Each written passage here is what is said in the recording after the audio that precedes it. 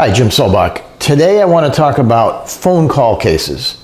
What's a phone call case? A phone call case is a violation where there is no documents. Now, in almost, I would say all, but the majority of our cases, there's a bill, there's an invoice, there's a summons, a complaint, there's an income execution, there's something, some paper that we can use as an exhibit.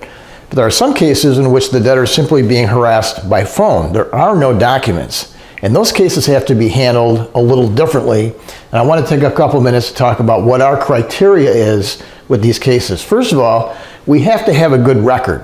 When was the call made? Who made it? Who was the caller? Who were they? What company were they calling from? What did they say? We need to have that. We can't just file a motion on some kind of vague allegation.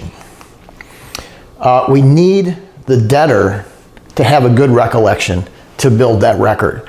So when we get a phone call case, as in every case that we get, the first thing we do is we call the debtor, introduce ourselves, explain what we do, and talk a little bit about the case. In a phone call case, we're assessing the debtor. Does it seem that they have a good recollection of the call?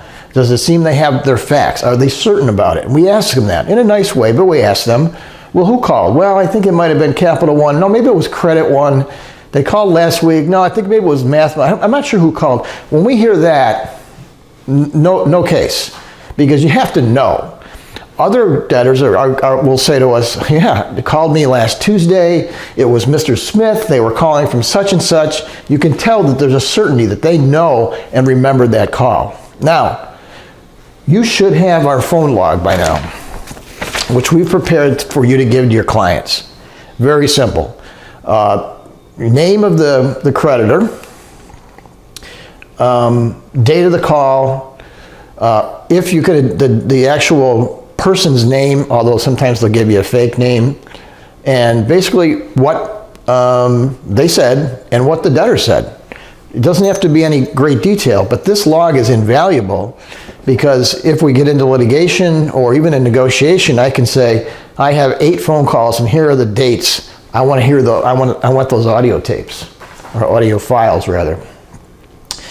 Some of the tips that you can tell your clients when they get phone calls is as follows. First of all, we talked about this in another video. Be polite. There's no need to be nasty. The debtor is holding all the cards. They have the protection of the stay.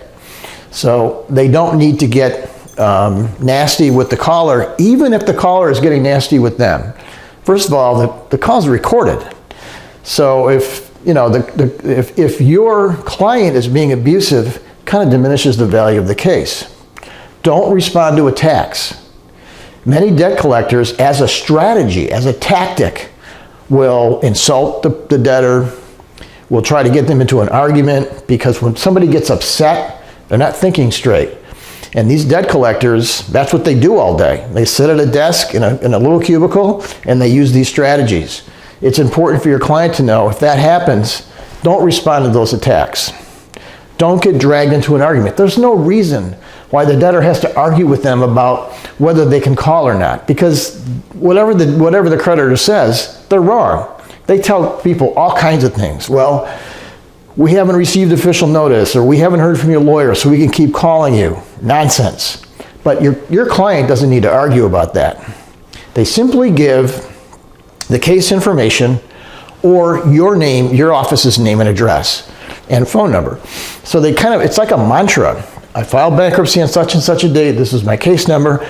This is my lawyer's number. Please call her at what such. That's all they have to say. They don't have to argue with them. So some of the tips for your clients for phone calls and some of the criteria that we use for phone call cases.